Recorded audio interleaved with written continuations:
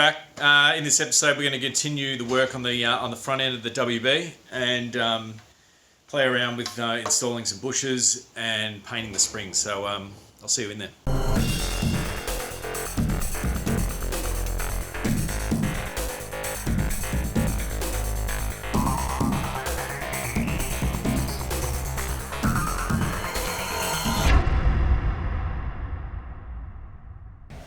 Okay, so a couple of days later, the blowies are starting to come back in, which means spring's on its way. So I've been waiting for some parts for this chassis so I can start rebuilding it while I'm spraying the last odds and ends of the springs, calipers, rotors, and steering assembly. I've also ordered all the replacement bushes and bump stops, and I've also got the specialty item for the front, which is the drop spindles, which from the rod shop, custom-made rod shop, which is a big ticket item for this build, and I'm glad they're here. So let's quickly talk over what I have been waiting for and what I've got. In the control arms, there's bump stops that go on the upper and the lower control arm. These ones are from the lower control arm, and they're quite big, and they just bolt in near where the ball joint goes. And these ones were shot. These ones are alright, so I'm going to use these original ones. They're pretty much untouched. Give them a bit of clean up and then chuck them back on. And then I've just got some upper bump kit rubbers for the upper control arm from Rare Spares. Just two round ones that pop in the upper control arm.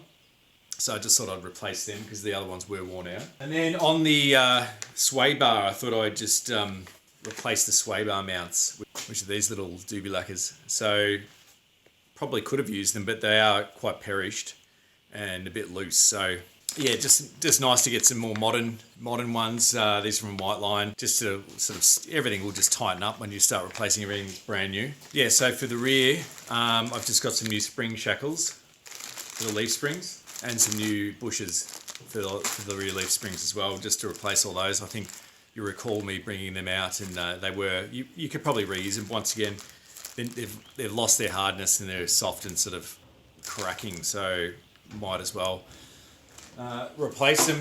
All of those things add up. I mean, they're $40 here, $60 here, so you end up spending a couple $100 in bushes and new rubbers, but it'll all add to the overall experience of stiffening that front end up and making it drive a lot better. So yeah, here's the pack for the drop spindles that I received from the rod shop during the week, and here they are. Some nice workshop there. I work in Castlemaine, and there's some really good stuff coming out of the rod shop. Yeah, Australian-wide kind of brand, and from a tiny little town in Victoria, and it's they churn out some really, really good stuff. And if it wasn't for those guys, a lot of these builds wouldn't be able to go ahead with the quality that they have. So yeah, I'm looking forward to putting these on the ute and dropping it down. It does come with the old instructions, so with a serial number and things like that. Lower ride stub axle will lower the car. HQ to WB will drop at 50mm, 14-inch wheels at 7.5 degrees. So you can actually do it with Commodore disc brakes or the standard HQ ones. I'm pretty sure mine's standard HQ. So I'm aiming to put 17-inch rims on this car, so we'll see how that pans out. I may change my mind because I'm sort of swaying back to maybe having a bit more rubber on the old wheel. Looks good, I reckon, with the wheel arch. Anyway, so that's them. So now's the task of actually removing the stub axles from the original rotors and checking the bearings to see if they need to be replaced as well. Painting the rotors as well, and then putting the new ones on, and that's one more piece of the puzzle that can then go aside ready for assembly.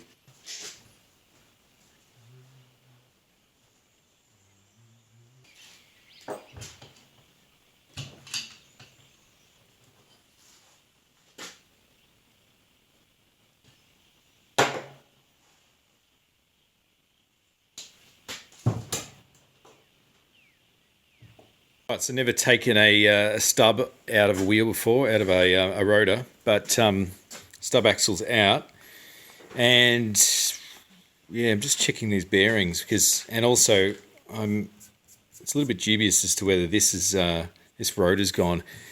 It's good on the front, but on the rear, yeah. So you can see on the inside of the rotor, there's a lot of pitting waves there. So I don't think you have to be a rocket scientist to know that needs to be machined.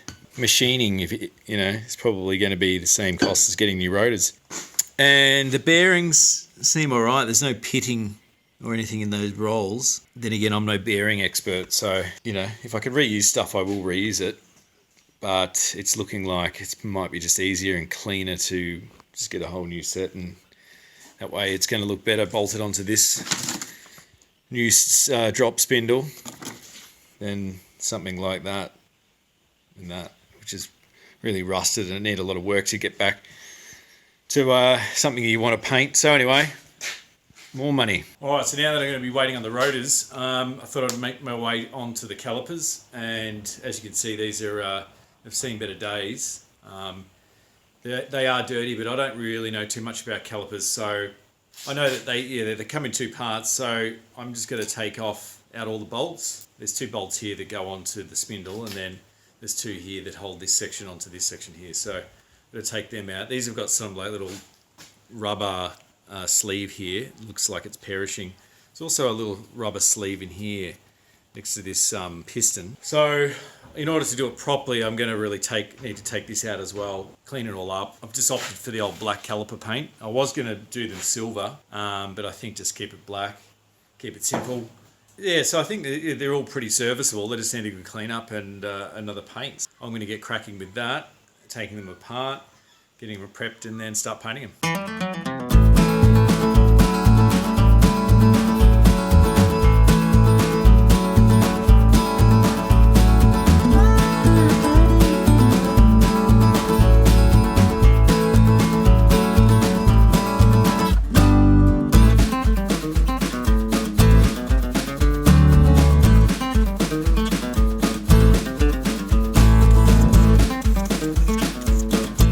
Okay, so here is the disassembled Gerlock caliper, and from what I don't know much about these. I'm just cleaning it up and reassembling it, and then we'll see how performance goes after that.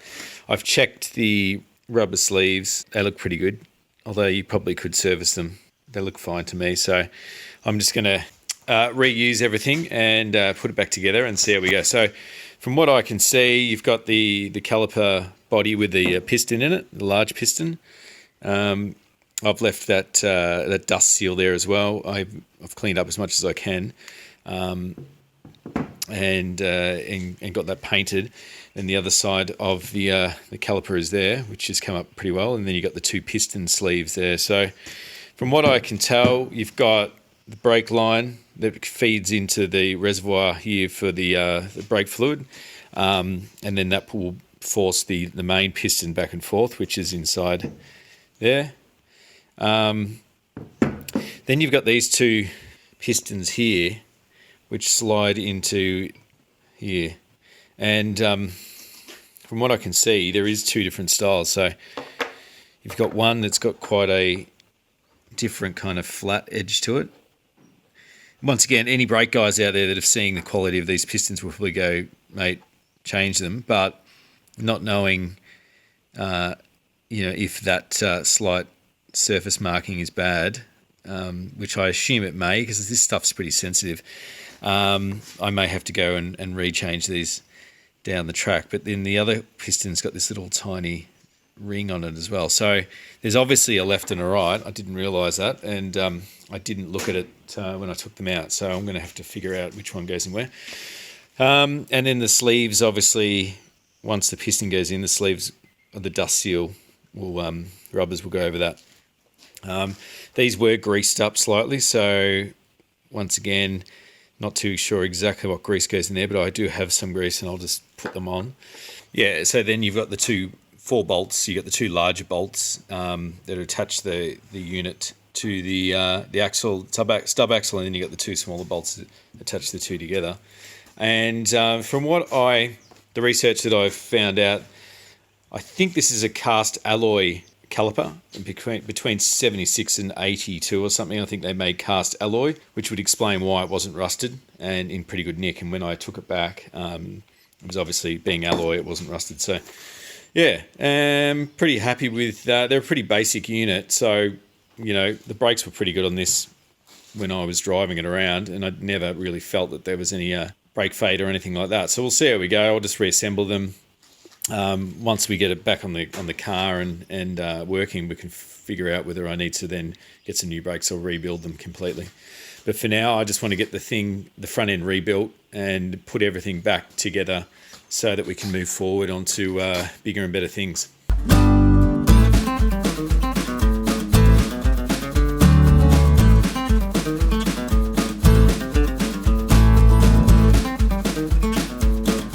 Yeah, so I thought I'd go, I was a little bit confused as to whether these do have a left and a right. You can see that the two are very different in their design. So I can only imagine that there is a specific chamber, but the two chambers are seemingly identical and there's no leading chambers coming out of each one. So yeah, I don't know if it would matter, but this is the other sliding rod from the other caliper, and as you can see, it's got a rubber sleeve on the lower section of one of those slider pins, and this one's missing it, so I can't put this one back in. Needs to be replaced and refurbished to that condition and then put back in, so otherwise it's going to be slopping around all over the place. So clearly there would have been some issues with these this brake system. That would have been loose. Which may explain why I've got some waviness on one of the rotors. And yeah, so disappointing because I can't reassemble this. I have to then reorder some parts, which is going to be more time. And yeah, it's just it's always the way, you open a can of worms with these old cars. So it's all part of the learning process. It's not a hugely expensive part to get that new sleeve for that pin. So I'll just order it and then and do the old waiting game. Okay, so after a bit of research, I've found you can get these online, obviously, but yeah, they're a Gerlock a caliper slider pin, and I don't think there's any discernible difference between the two. I think maybe one was aftermarket than the other one, and so therefore they've got this rubber boot there.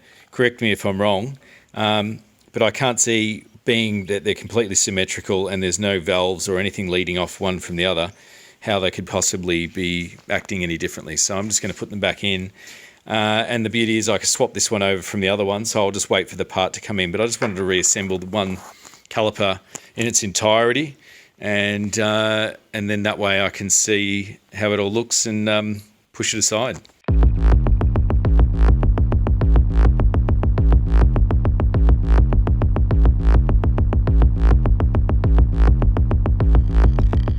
So it's been about a week since I got stuck into those calipers, and I've been waiting on parts due to COVID. As everyone knows, everyone's working on their cars, but Australia Post is inundated, so things have been delayed. But I have had a couple of things arrive. Suspension, or the gas struts, the gas shockers for the front arrived.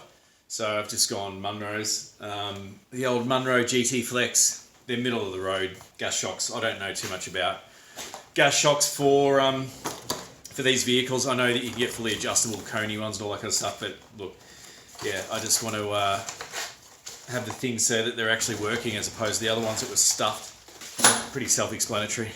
They're a standard height. Now with the rod shop drop spindles, it does say to use standard height springs and shocks, so not knowing what those springs are, I'm taking a bit of a risk. This is one reassembled caliper. And you can see the piston, the slide guide pins are in. I have ordered a new guide pin and boots for these as well. And I've still got to do the other one, but you can see that's pretty much done with caliper paint, so it's resistant to heat. And the rotors came, so I ordered a set of rotors. So much nicer just to have new stuff, and these aren't that expensive. I think they were about $160 or something, and they're from RDA. They come with the bolts already in, so that's just ready to go. So I'm going to continue with the other caliper and spray the springs as well. So they're going to get painted in that 2-pack silver that I used for the wheels a few episodes ago. And then, yeah, get them painted. And then once that's done, I mean, I'm waiting on one boot for the caliper, but I reckon I'll just assemble it anyway, and for the sakes of this video, because I just want to get it out. And once again, it's been a month. It's amazing how time flies. I've got a couple of welcome swallows making a nest for spring. These two little shits do it every season, but as they're native, you can't do much about it. But I might have to do some kind of spiking or something up there and move them along because they're shitting all over my bench. I can't have that. Anyway, these are the springs. I decided I'm going to do these because I'm just over that caliper. So take a break from that, and we're going to prep these for some paint and then get them in the booth and spray them with that 2-pack. So here we go.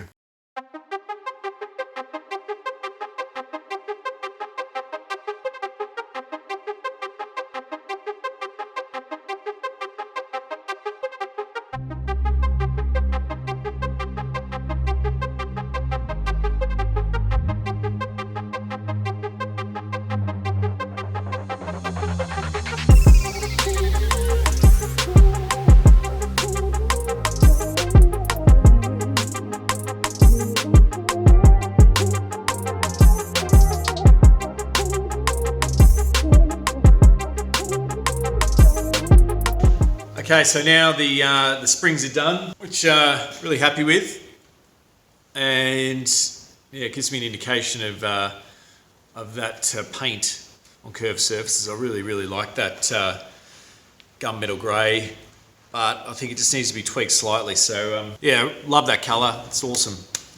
So we'll see for the final product, but there might be a bit of a spoiler alert there.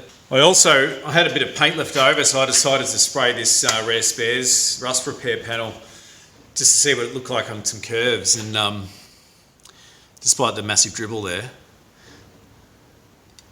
that's what it looks like. So it's nice colour. That Veldspar paint, it's the first paint that the first 2-pack I've used, but it's really forgiving. I mean, that's a system where it's got the clear coat and the base in one hit, you know, and I don't know why more people don't use that for the final. You can see a massive run there, but yeah, it's really easy to apply. I'll still do the base and the clear separately for the final, just so I can cut that clear if I want to. But yeah, if you're after some a quick one hit solution, then I recommend using that paint. So as you can see, I've got everything behind me. Bump stops, upper lower control arms, the springs, brake caliper and the drop spindles, new bearings. Yeah, straight post has delayed a lot of stuff, so that's why this video has taken so long. I've been waiting on stuff to come for like weeks. So I'm just going to assemble one side today because that's all I've got. I'm still waiting on parts for the other side. So yeah, as you can see, I've done a fair bit of progress since the last one, and that's what I really wanted in this video, instead of just showing you half a job. So I'm going to first of all get rid of this table. I think I was going to leave it and build it on this table. I was thinking once it's built, I'll struggle to get it off. So I'm going to put it back down on the stumps where it was before, just so it's nice and low, and clear this table, move it out of the way, and then start to reassemble.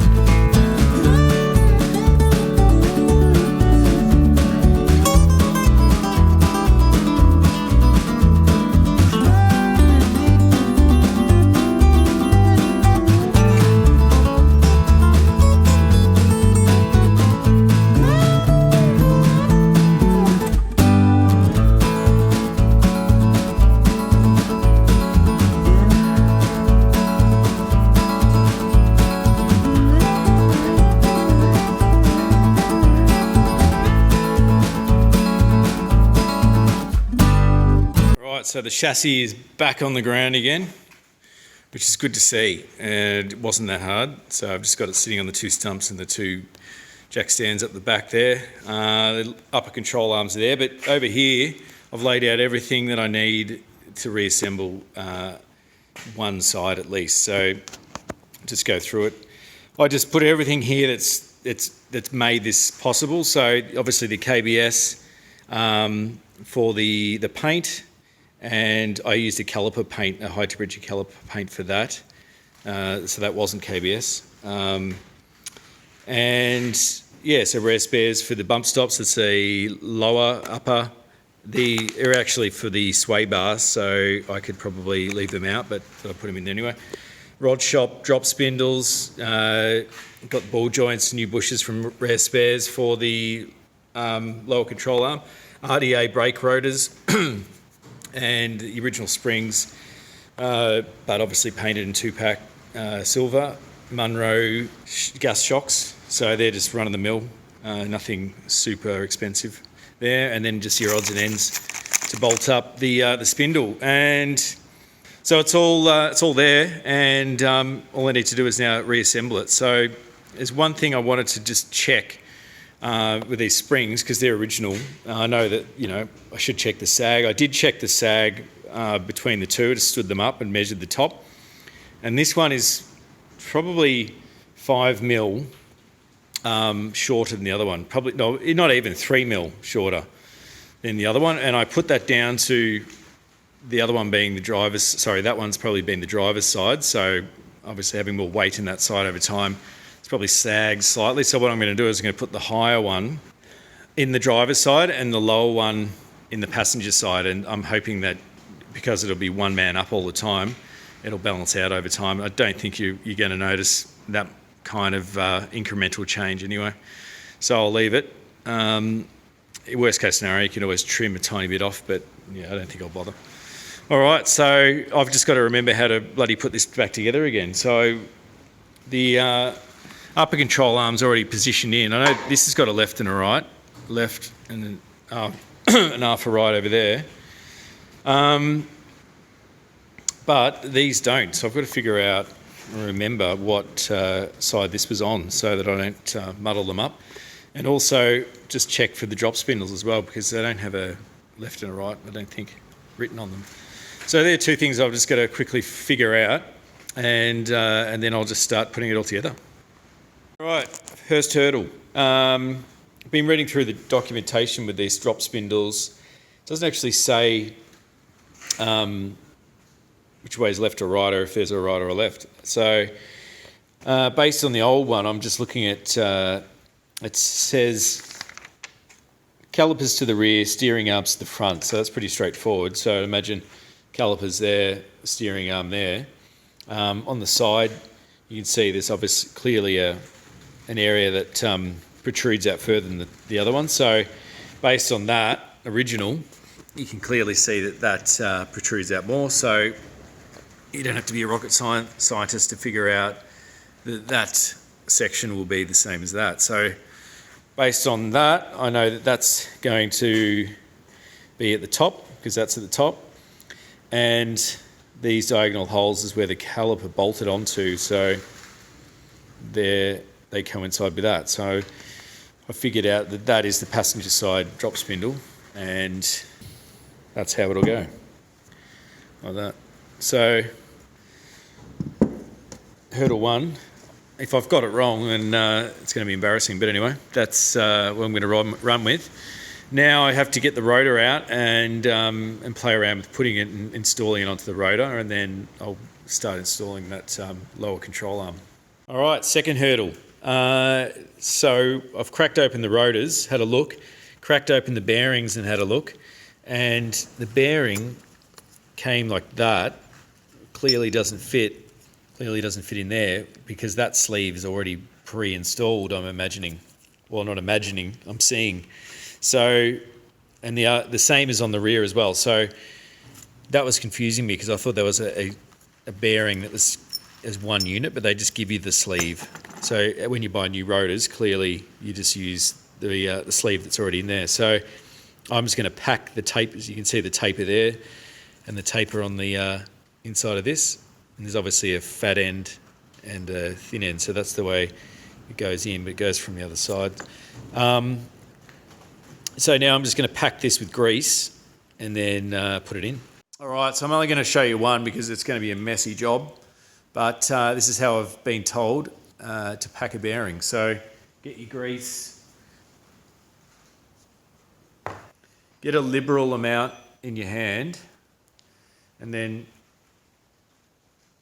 just start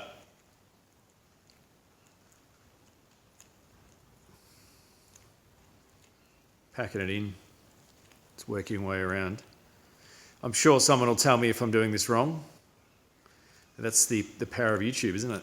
You're going to get people fixing your mistakes. Unfortunately, this will be installed by the time this goes live. So if it is wrong, I'm stuffed. I'm pretty sure it's all right. So you just want to make sure you're just getting it right in the holes, and so it pokes out the other side. Nice and packed. So I'm going to install that and then move on with the rest.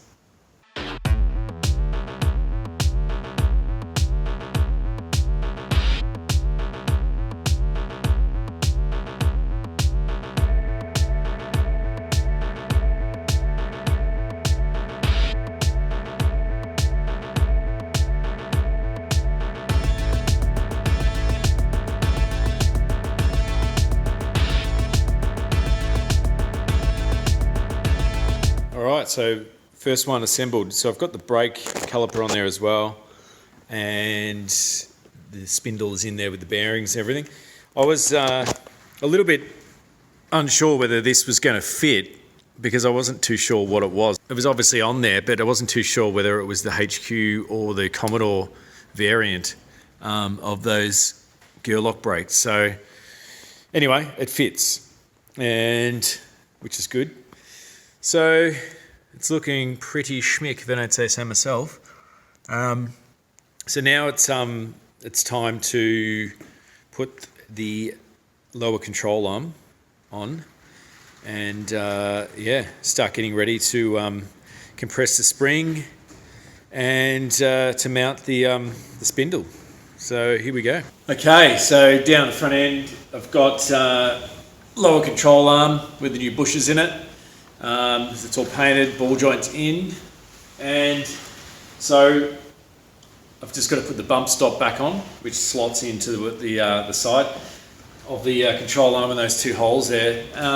Also, I found out when I took this off, I didn't realise that I didn't take note of whether it was which way was front and which way was the back. So for reference, the front is there, so basically curves like a wing back. So the curvy part is at the back, like that. So the two bolts, which I've just cleaned up and given it a paint as well. So I will assemble that, and I'll put that in, tighten her up, and then move on to the up control arm. And then once that's nice and secure, I will begin to put the spring in. So here we go. Okay, that's on, and those bushes made it quite tight to get on. So I just put a bit of grease on the bolt, and then you had to tap it in with a hammer, because the sleeve of those bushes is really tight, which is obviously what it's supposed to be like. And so now I don't know if these bolts are supposed to be torqued to a certain percentage. I haven't looked up that at all. If anyone knows, please leave a comment. But for now, I've just literally done them hand tight. Well, not hand tight, but I've done them up just tight enough so that they're quite firm against the metal. So bump stop's on. It's looking bloody good. Looking real clean, real clean. Very happy. So now I'm just going to do the upper control arm. And if you remember, back when I took this off, I labelled these little shims here, which will make sure that the alignment goes back to the way it was. However, because I'm putting on the rod shop spindle, it's going to need a new alignment anyway. So I'll put them back the way they were anyway, and that way I know that it's exactly the same. And then once it's fully assembled, I'll get a wheel alignment. So here, this is where it pays to start labelling stuff, as I'm finding out. But yeah, I'm glad I did, because I would have been lost without it. So passenger left, passenger right spaces for the upper control arm. So I'm just going to take them out, give them a bit of a clean up and install them in. Alright, so those shims are on the right hand and the left hand bolts again. So now it comes time to slide it on the old control arm. Okay, so they're done up. Once again, not too sure if they're supposed to be torqued to a certain amount, but I've just done it up as tight as they'll go. We'll check that before I finish the whole thing. But just realised that the spring doesn't fit in. I forgot about this when I dismantled it, but yeah, the spring won't fit in with the lower control arm already attached. So I have to put the spring into the cavity first and then put the lower control arm underneath it and then hinge it up so that it'll fit. So that way I suppose it can't shoot out when you're compressing it. Yeah, right, so I've got to take that off and then somehow fiddle around with putting the spring up there and then trying to fit that at the same time, which is going to be a bitch, I reckon.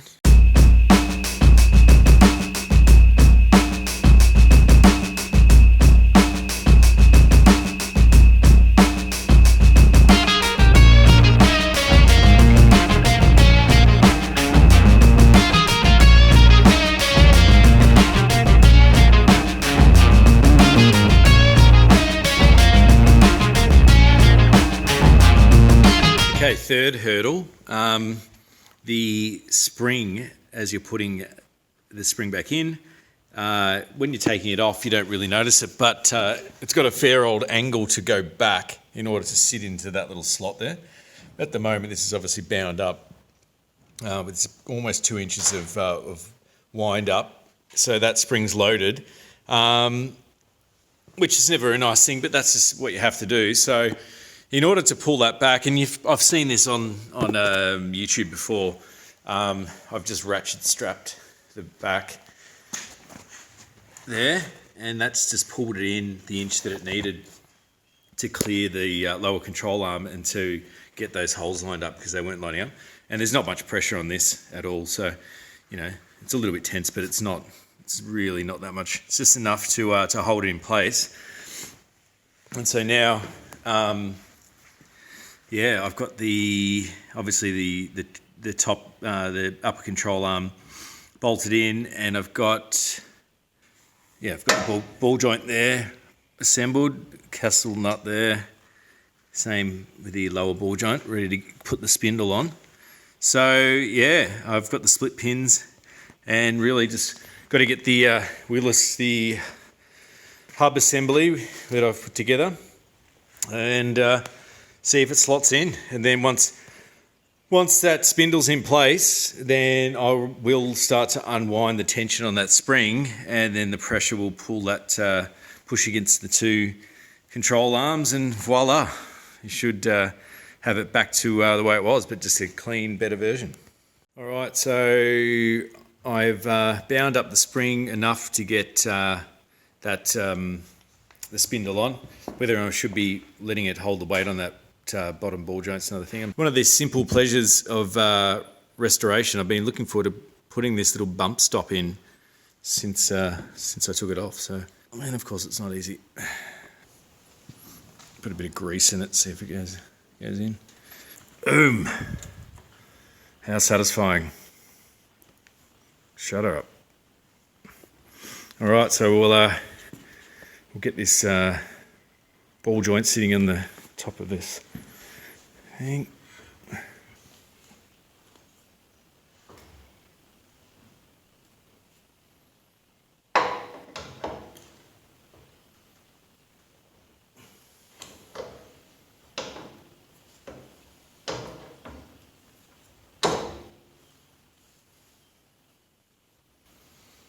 Satisfaction.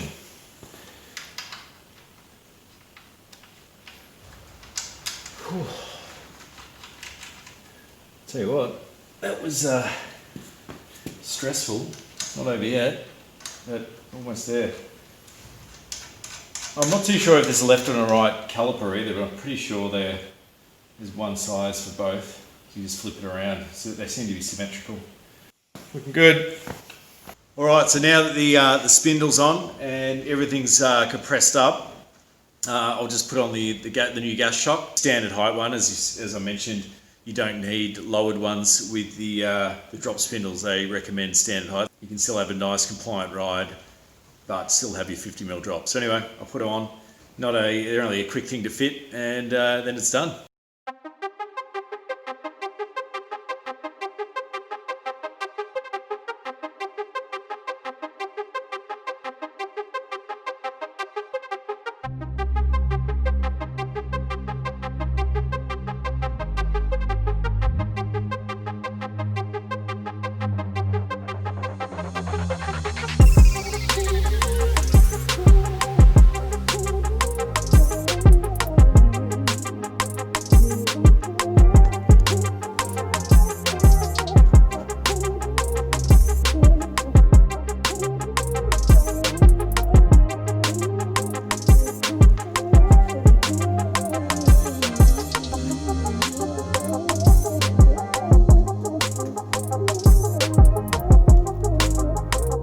Alright, finally, I've got the front end reassembled and I couldn't be happier. It's really, really neat and tidy, brand spanking new, and obviously it's going to be sitting 50mm lower, which will make the whole ride look really, really nice. So very happy with the way it came together, very happy with the rod shop spindle. Everything worked to plan.